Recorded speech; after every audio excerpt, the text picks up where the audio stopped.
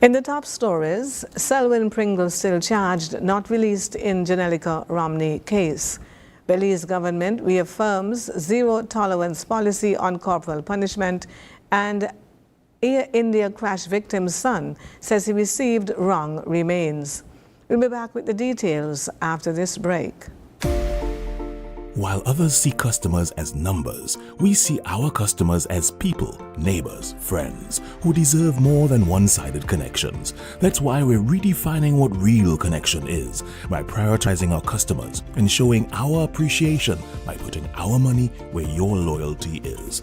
Flow customers claim $600 in gift cards when you add internet to your postpaid plan. That's loyalty that flows both ways. Welcome to the ZIZ Midday Newscast. Today is Wednesday, the 23rd day of July, 2025, and I am Jasmine Thomas. The Royal St. Christopher and Nevis Police Force is urging the public to stop spreading false information surrounding the case of Selwyn Pringle. Remains charged with the kidnapping, false imprisonment, and murder of Janelica Romney. He is currently remanded at His Majesty's prison, awaiting trial. Authorities stress that the charges have not been dropped and he has not been released. The police are calling for greater maturity and responsibility when sharing information, especially in a case as sensitive and emotionally charged as this one. They say rumors and misinformation not only damage public trust, but also inflict further pain on Janelica's grieving family and hinder the pursuit of justice. The statement reads in part, "At a time like this, empathy, respect, and discernment must guide our actions and our words. Please verify information before sharing it and refrain from participating in the circulation of misinformation." The RSCNPF says its main focus remains unwavering. Justice for Janelica Romney updates will be provided through official channels only. The public is thanked for its continued cooperation and support as the investigation moves forward. The long-standing issue of equitable revenue sharing between St. Kitts and Nevis is progressing toward resolution as Premier of Nevis, the Honorable Mark Brantley, acknowledged ongoing collaboration with Prime Minister, the Honorable Dr. Terence Drew, on the fair share matter. At his monthly press conference held July 22nd, Premier Brantley shared that while the Nevis Island Administration NIA continues its in-depth review of the recently submitted World Bank report, there is growing consensus within his cabinet on a preferred path forward. He disclosed that the NIA cabinet has convened 2 sessions to assess the report and is currently awaiting a final submission from the Ministry of Finance, which is scrutinizing the data closely. However, Premier Brantley, Minister of Finance in the NIA, raised some concerns the cabinet has with the report, particularly the origin and accuracy of certain figures. He pointed out inconsistencies between the World Bank's accounting of citizenship by investment CBI revenue allocated to Nevis and the NIA's records. He also cited vague terminology for deductions such as national obligations that require further clarification before firm conclusions can be withdrawn. While the NIA was not consulted during the drafting process, Premier Brantley conveyed his appreciation that the federal government remains open to engaging in meaningful dialogue to address Nevis's concerns. Premier Brantley also underscored the importance of mature, cooperative leadership in resolving what he described as a historical source of tension between the 2 islands. He concluded by urging continued public patience as negotiations continue, assuring that the matter will be handled thoroughly and thoughtfully. The United Nations Honorable Dr. Joy L. Clark, Minister of Climate Action, Environment and Sustainable Development for St. Christopher and Nevis, delivered a powerful statement on behalf of the 14 member states of the Caribbean Community, CARICOM. Dr. Clark warned that despite reaching the halfway point toward the 2030 Sustainable Development Goals, global progress remains critically behind. We are halfway through the 2030 agenda, but far from halfway to achieving it.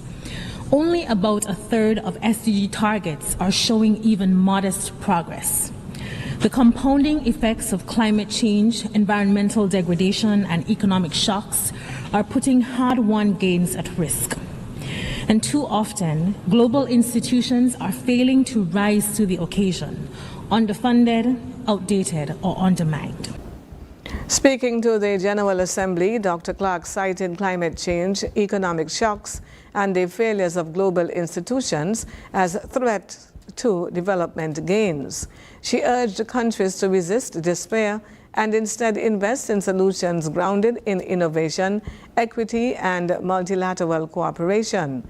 CARICOM outlined 3 priorities: domestic reform, defense of multilateralism, and international cooperation. The region is investing in digital services, sustainable tourism, creative industries, and climate-smart agriculture, but Dr. Clark made it clear that these efforts require meaningful, ongoing global partnerships. Above all, without meaningful international partnerships, the SDGs will falter. This includes access to predictable financing, emerging technologies, and debt relief. Most critically, the international community must deliver on its commitment to support ZIZ through the Antigua and Barbuda Agenda for ZIZ, ABAS. We cannot speak of sustainable development without addressing the situation in Haiti. Haiti requires urgent action, sustained international engagement to meet its humanitarian needs and to support peace, security, and long-term development. She also called attention to the urgent situation in Haiti, urging sustained international engagement to address humanitarian needs and restore peace and development.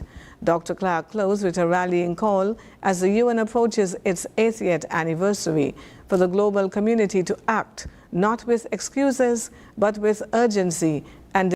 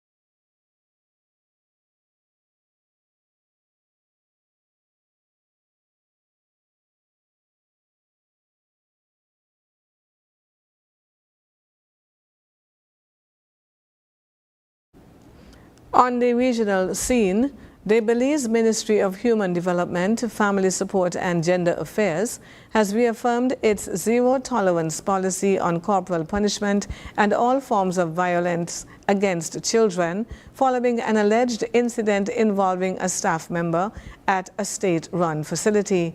The ministry said it was made aware on July 15 of a report that an officer at the New Beginnings Youth Development Center had used violence against a minor. In response, the child was immediately taken for medical evaluation and the matter was referred to the Hyattville Police Station the following day, where the minor gave an official statement. The child's family was promptly informed and is expected to provide feedback to guide the next steps in the criminal investigation. On the international scene, the son of a woman killed in the Air India plane crash has told the BBC other remains were found in her casket after her body was returned to the UK. Maiten Patel, whose father also died in the crash, said the coroner identified the mixed-up remains and left him to worry how many others are in there.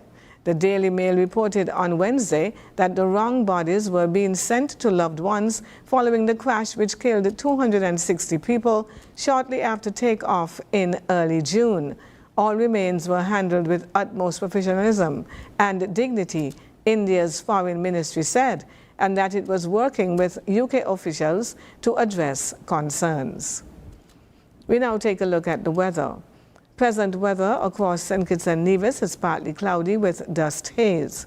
Winds are moderate from a moderate breeze of 17 miles per hour from the east and 1.8 to 2.4 meters or 6 to 8 feet. Therefore, a small craft advisory is in effect. For the rest of today, expect today will be partly cloudy and hazy with a 70% or a high chance of showers.